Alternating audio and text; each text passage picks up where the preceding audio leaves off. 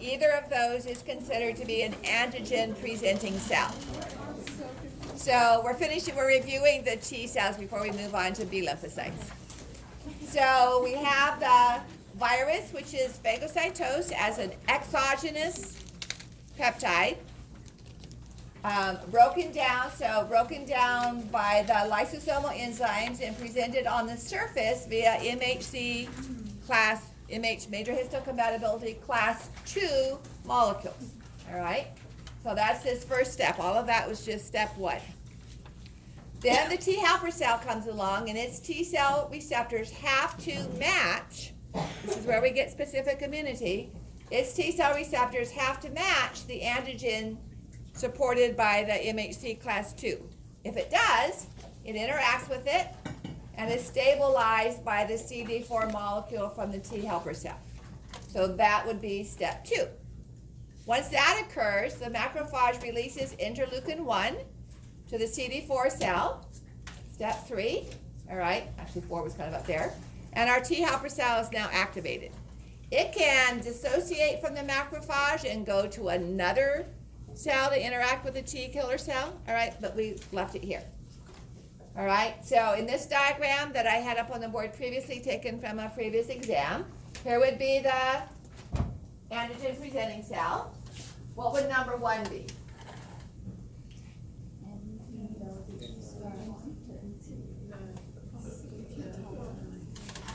So this would be the MHC class 2 with its antigen. This would be the T cell receptor that recognizes that antigen. 6 would be the T helper cell, stabilizing the interaction with CD4. Then the macrophage releases interleukin 1, okay? Then we have the T killer cell, because it's involved with the virus infected cell. The T killer cell is interacting with a MHC1, carrying the same antigen, recognizing it with its own T cell receptor. And the T helper cell activates that cell with interleukin 2. Then the T cell, and it doesn't have to maintain its interaction with the macrophage. Now it recognizes a virus-infected cell, or whatever cell that has the antigen original presentation, and the same type of receptor that recognized it the first time is maybe the same receptor for all of that. We'll recognize that, still stabilized by CD8, and now it's releasing the perforin and granzymes that poke holes and destroy, causes cell to die. Okay, so that's what we went through over here. Okay, so those last steps are the T killer activation. That's what we just talked about with the CD8 and the interleukin 2 and the granzymes and so on. Okay, so as you'll see, the difference between T killer and B lymphocytes is there is a cell-to-cell interaction between the cell that's being killed by the T killer cell and the T killer cell itself. So this would be like hand-to-hand combat during war, okay? The B lymphocytes are like surface-to-air ships that are sending surface-to-air missiles, and they're maybe hundreds or thousands of miles away when those missiles go off, all right? So they're not necessarily have to be right side by side. So this is just another diagram of the release of the granzymes and perforins with a direct cell-to-cell interaction between those two. All right, so question 5, and we have a total of 6. So this diagram illustrates which of the following. This is the one I showed you earlier in the lecture. So are we looking at T killer cell activity, NK cell activity, specific events by either A or B, or B cell activity? Okay. Can you guys see that diagram? I can move it up a little higher. Yeah, but she showed it during something else. She showed it earlier. So that's why I'm a little hesitant. She was showing it during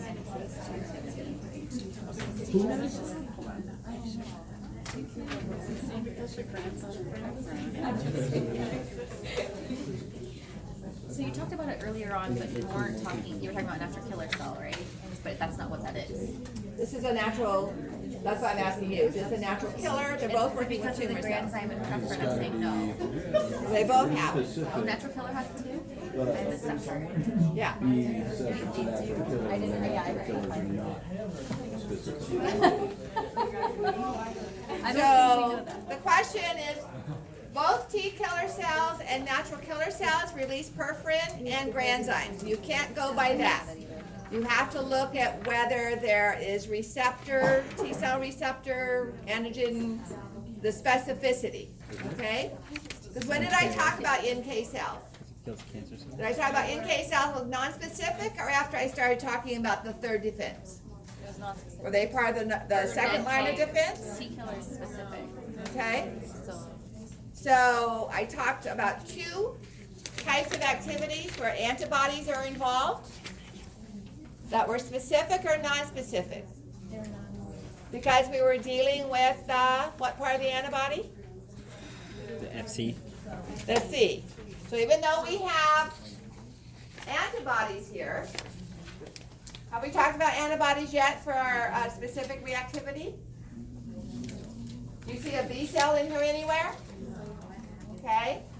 And we're interacting with this receptor with the constant region, not the variable region. The variable region is down here, interacting with that antigen. What is the cell reacting with? Okay. so these over here are reacting with the specific region then? There's no So why- antibody involved there yet. Oh, so those are just the antigens that are poking them. Okay, I see what you're saying. So it's non-specific. Yes, it is. So natural killer cells are a Oh. form. They're derived from the same stem cell as T killer cells. That's why they're both releasing the same molecules, but the process that triggers that is not the same. Right. Okay? Because it's using, so when you talk about the Y, it's attaching to the non-specific F side. What is it called? Yeah, it's binding to that, so that's why it's non-specific. It's because it's binding to the the cell is binding to the non-specific.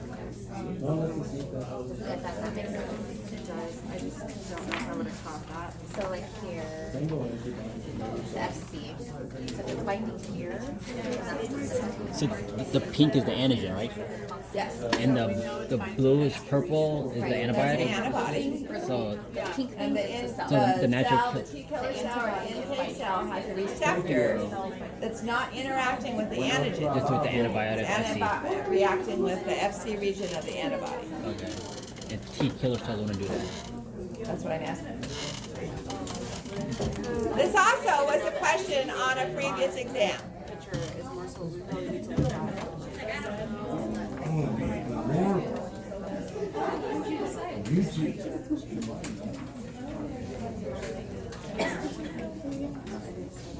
Okay, you guys settled in your minds? Okay, all right, so let's move on to the B cells.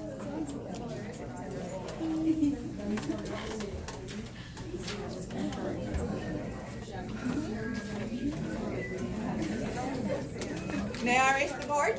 You guys have that?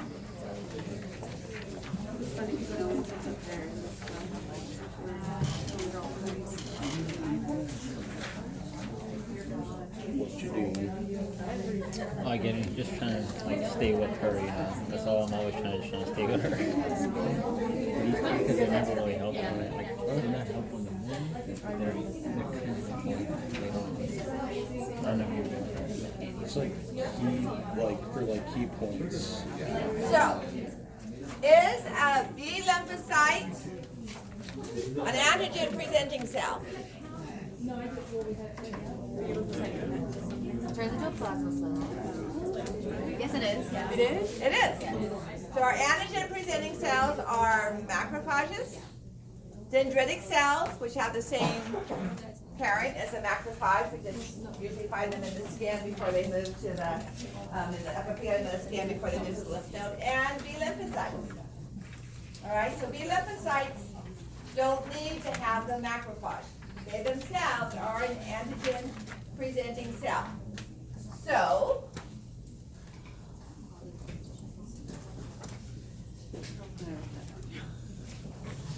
there's our B lymphocyte, okay?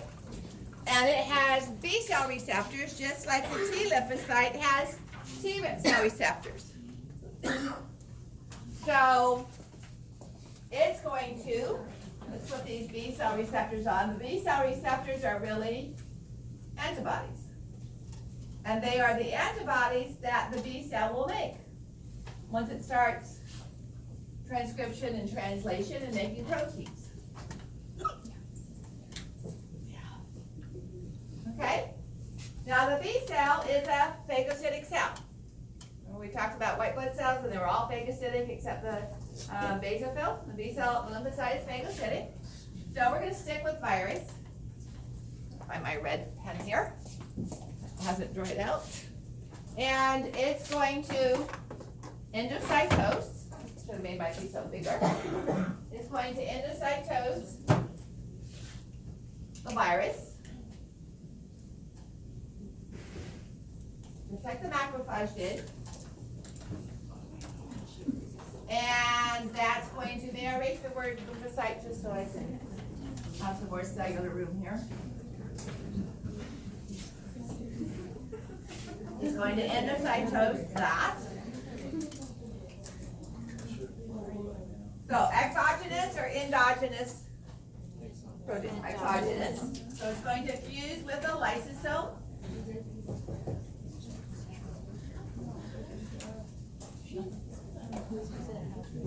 The lysosome will proceed to digest the viral proteins.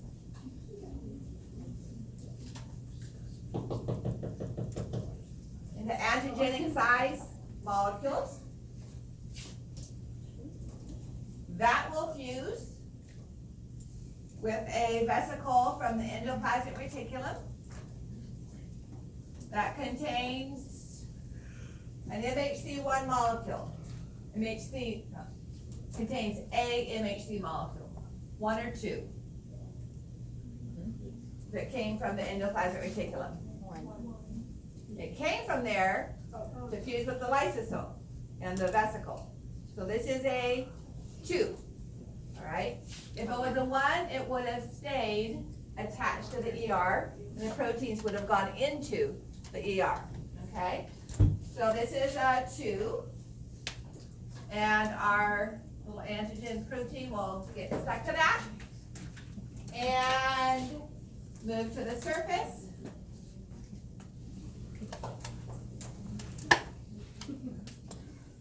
And present the antigen to the external environment. So is this going to match up with a T killer cell or a T helper cell? A T helper cell.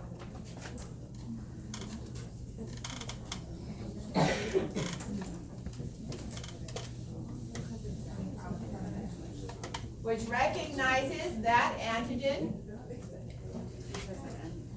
like we did before with the macrophage, stabilizes it,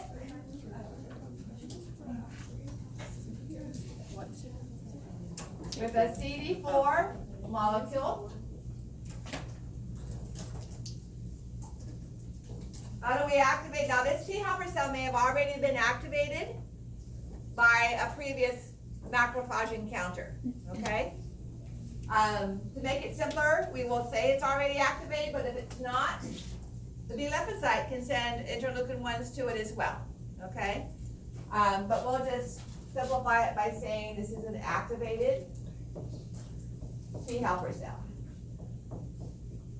via a previous encounter with a macrophage. But if it's not, we can still put in interleukin-1 to activate it. But what's the T helper cell going to send back? Whether it's active or we just activated it. What's the T helper cell sending back? Interleukin-2. Okay. So remember when we did the T killer, the macrophage activated the T helper cell with interleukin-1? So we can either use an already activated T helper cell or the lymphocyte itself can activate it because it's also an antigen presenting cell. Okay? So the T helper sends back interleukin 2. And that, it makes it an active B lymphocyte. What does an active B lymphocyte do? It makes more and more B cells. So it clones itself and becomes memory cells, just like, well, T lymphocyte can do that too, for that matter. So any of our T helper or T killer can clone themselves. But we usually talk about memory cells with the B cells more often. And this particular one becomes a plasma cell as a result of the interleukin 2 by the T helper cell. Okay? And it makes antibodies. So the perforin and the granzymes are T helper cells, T killer cells. The B cells do the antibodies. Okay? So a little bit simpler if we consider the T helper cell already activated, and even not that difficult if it happens to activate the T helper cell.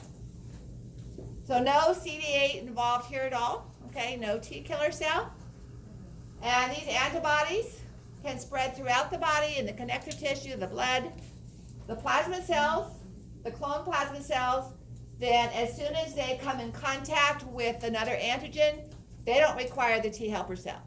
They can immediately start making antibodies because they've already had the interleukin 2.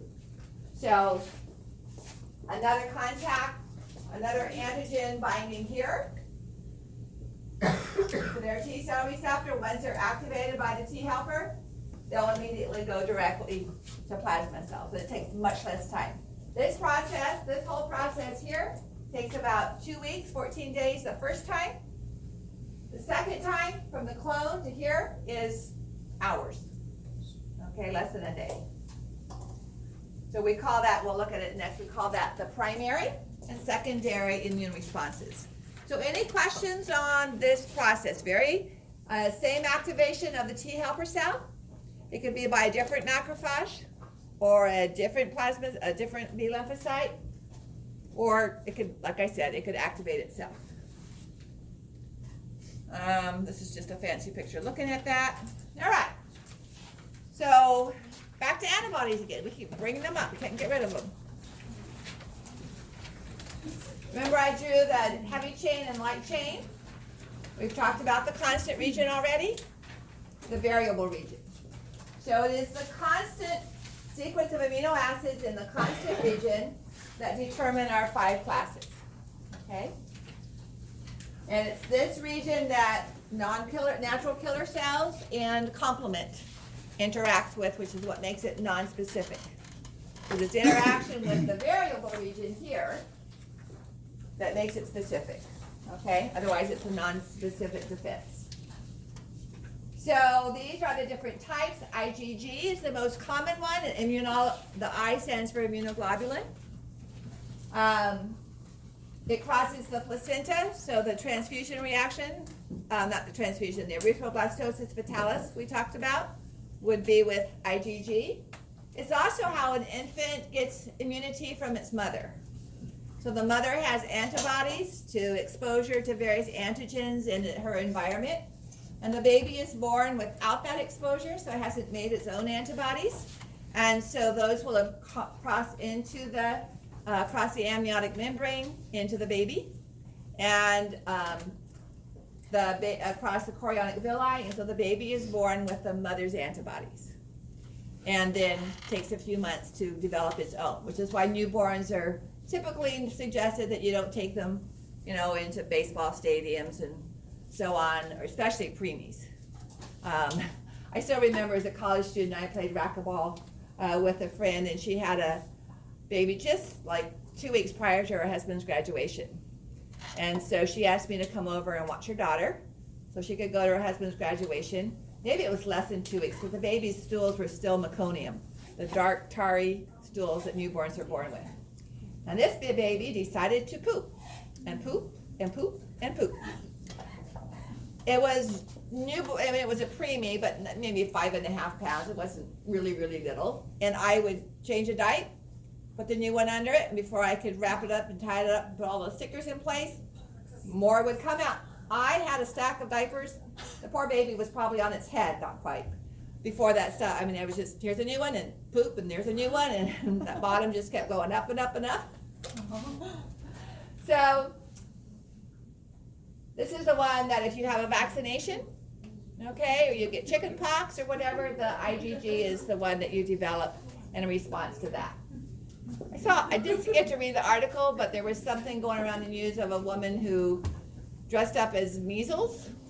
She was an anti-vaxxer and decided to make fun of measles and went out dressed up as measles. Anyway, so IgD, that's one of the surface, so a B cell receptor is often an IgD antibody. Okay? Yeah. IgD is in dog. Okay? So the IgM can be as well, but usually it's the IgD, which is the receptor, the B cell receptor. Okay? The T cell receptor is not an antibody because T cells don't make antibodies. The T cell receptor is just a protein receptor. It doesn't have the structure of an antibody. All right? Now this is a 5-armed pentamer, and that's why transfusion agglutination is so effective, because it's more than just the 2'. It's got 10 little arms that it can use to agglutinate red blood cells. Okay? Remember the word agglutination versus coagulation? Is that straight? All right, IgA is part of our second line of defense. It's in tears and in saliva. Now, not everybody secretes this. So before tissue typing, DNA structure was available, people would look at blood type, and then they would say they're a secretor or not a secretor. A non-secretor would not have it. I don't know why, but they would not have any antibodies in their saliva or tears. Okay, and then IgE. So remember, mast cells and basophils both release histamine. Here's another response. They bind their Fc region, not the antibody, but when this binds to an antigen, say bee sting pollen or tree pollen or something that gets in through your respiratory tract, and you have allergic response, the IgE would bind to that pollen, and then the mast cells or the basophils would interact with the Fc component of IgE and trigger that allergic response. So these are non-specific. Therefore, when they interact with IgE, they're interacting with the non-specific part of it. So now we have 3 examples of Fc interaction: complement activation, the natural killer cell, and mast cells and basophil release of histamine. Okay. I don't know if I cut it out because I usually put it there and then don't talk about it. If I did not take it out, and there's a couple pages of hypersensitivity, I never test on that. So if I left it in there, it's just for interest. Okay. I may have decided just to leave it out because I never talk about it. Okay, we have 2 concepts left. One is, how do antibodies work? And 2, how do we classify the immunity that we obtain from antibodies? Remember I said antibodies don't kill? They can lead to cell death, but they're not going to poke holes like complement does. They're not going to poke holes like perforin does. Okay? They can make it easier for macrophages to ingest them. So neutralization is when we're not dealing with whole cells. So bacteria can release toxins. All right? You can have different chemicals released by pathogens, and neutralization means that the antibody binds to that toxin, and then either it precipitates out, or it's too big to be internalized. It doesn't bind to any receptor that there might be in the body for that toxin, and essentially neutralizes it. Okay? It doesn't destroy it directly, but it makes it so it can't bind to the receptors, or makes it more likely to be endocytosed by macrophages. All right. Agglutination we saw with the IgM, so it's not really the antibody binding to the red blood cell doesn't destroy the red blood cell, but it makes it more likely to rupture as it moves through the blood vessels when it's in a big cluster like that. Okay. Oxidization we've already talked about. That's just the coating of a molecule. We talked about oxidization with the complement protein, but here it's being coated by the antibody, and it could lead to complement activation, or itself, like the neutralization, can make it easier for a macrophage to recognize it as foreign. Okay, so oxidization is just the coating of the cell, the foreign cell, by the antibodies. And then complement fixation, that would be the classical pathway, okay, where it binds to the antigen on the bacteria, and the Fc portion triggers the complement proteins. So it triggers the body to do something, even though it itself is not going to poke holes, it's not going to poison or even destroy the toxin. Okay, it just makes it easier for some other cell to destroy it. All right, these are just more pictures of that. You want to do a review, or you want to come back to this after we finish? Let's come back to it after we finish the lecture, so we're not. All right, immune response. So if you get chickenpox, okay, this is why you can get sick with a disease that you might get a vaccination for. It takes a couple of weeks, 2 to 3 weeks. This would be 3 weeks here, 1, 2, 3 weeks for it to die down, but it takes a couple weeks, almost 2 weeks, for the maximum number of antibodies to reduce. By then you're already sick. All right, so that primary immune response usually doesn't work fast enough to prevent you from coming down with the illness. The titer, the number of total antibodies produced, is not enough either to destroy all the bacteria viruses within your body. So not only does it take a long time to become active, but it's not enough to overwhelm the disease-causing components. Then you get exposed to it a few months to a year, several years downstream. We have these plasma cells, not plasma cells, the clone cells, the memory cells. That takes just a few hours, okay? So you have your maximum response within less than a week. And notice much, much higher number of antibodies being produced, because we have all these clone cells already made. And then they start cloning themselves again, and we get even more. So primary immune response versus secondary. This is just showing another primary immune response occurring, okay? So anytime your body is exposed to that foreign toxin or antigen, the very first time is primary, long and low. The secondary is quick and high, okay, as far as antibodies are concerned. So let's look at different types of immunity. This is your ability to produce those antibodies, all right? So in this kind of immunity, it's always going to be the B cell provided immunity, which is known as humoral as one term. So we have a couple of different components. We have active versus passive, and we have natural versus acquired, okay? So active, first of all, means that your own lymphocytes are responding to the antigen and making the antibody. You have cloned B lymphocytes available. You're going through the primary immune response. Passive means you're not even exposed to the antigen. The antibodies are given to you. You're not making them. Once they're broken down by your body, you have no more antibodies, okay? You don't have any protection unless you're given those antibodies again. All right, so active, you make it, passive, you don't.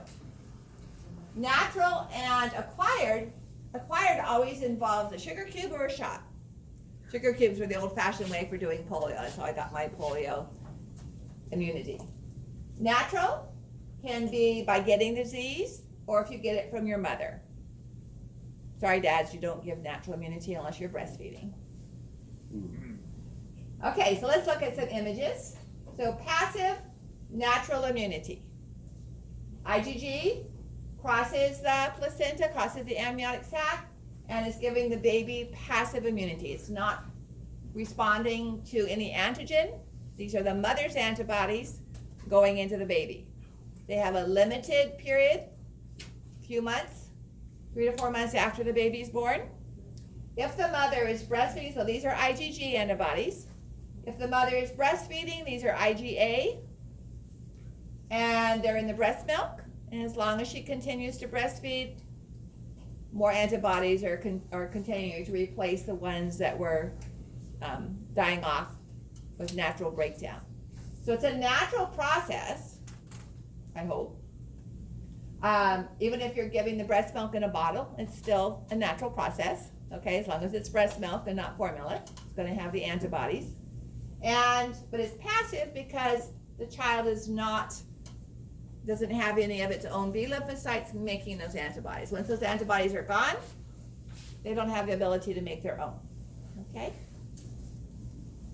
All right, passive acquired. Remember the RhoGAM shot we talked about?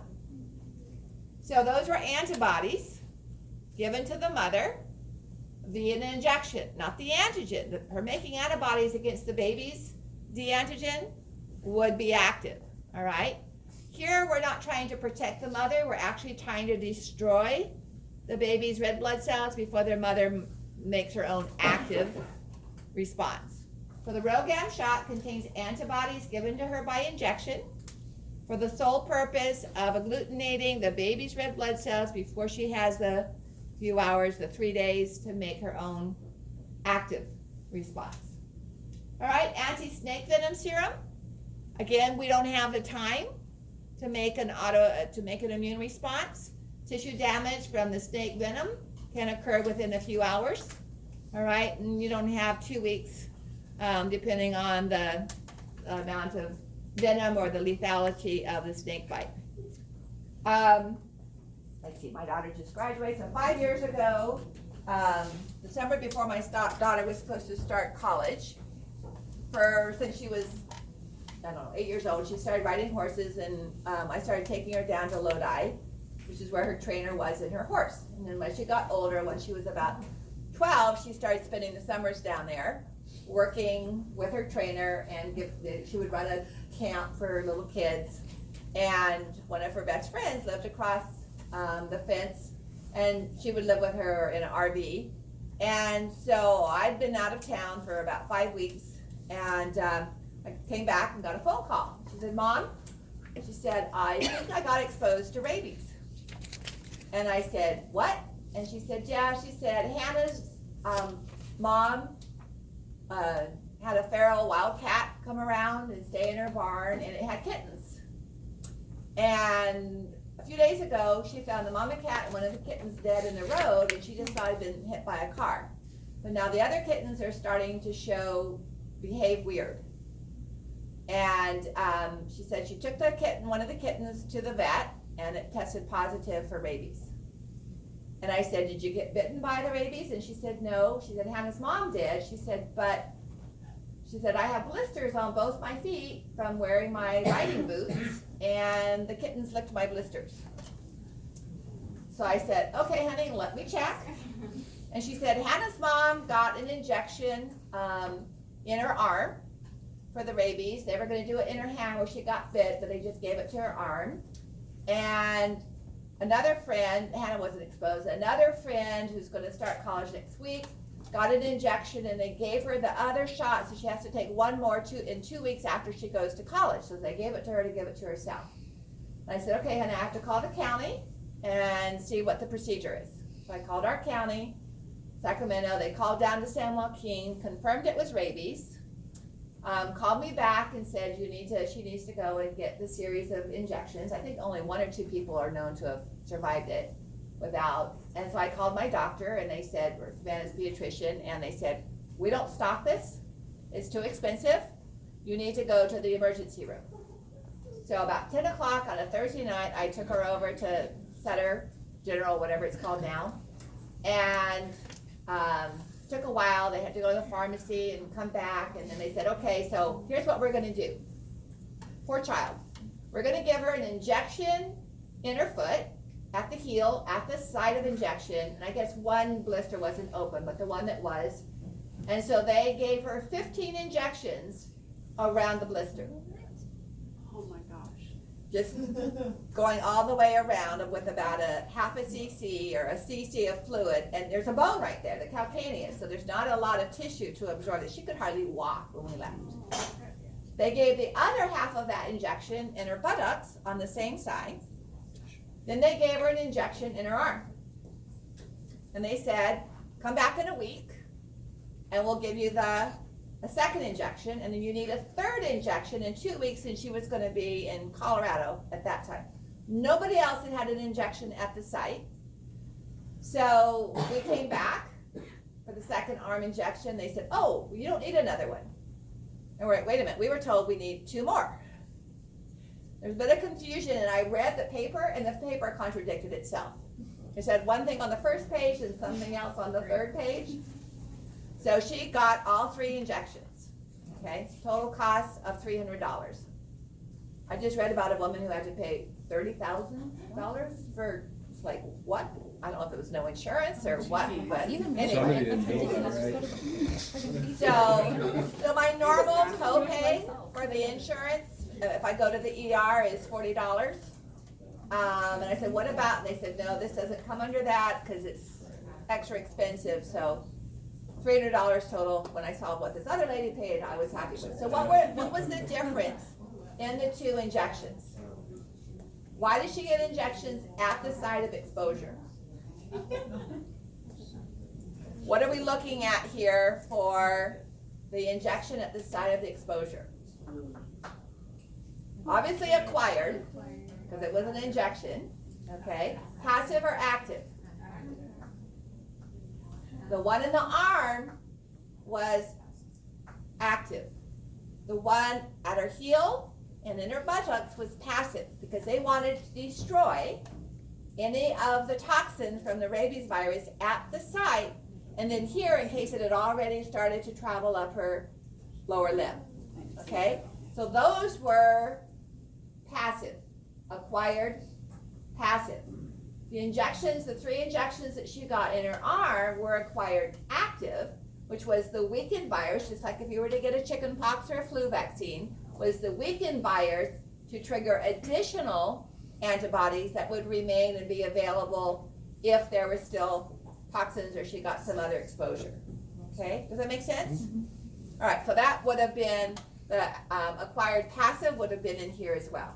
So with the, there would be an anti-rabies serum. Why do we call this a serum? What's missing from this bottle of anti-snake? The clotting proteins. Okay, otherwise it would be plasma. So it's missing the clotting proteins. Okay, so active natural is getting the disease. All right, the reason it doesn't work with the cold is because the cold virus, the rhinovirus, just mutates so rapidly. We have antibodies to lots and lots of cold viruses, we just seldom see them again. Or we just don't get sick and we don't know it's because our immune system is working, okay? So actually getting to the disease triggers the primary immune response. Later on with exposure, the secondary immune response usually knocks it down before you get sick, okay? So you have your own cloned memory cells providing you that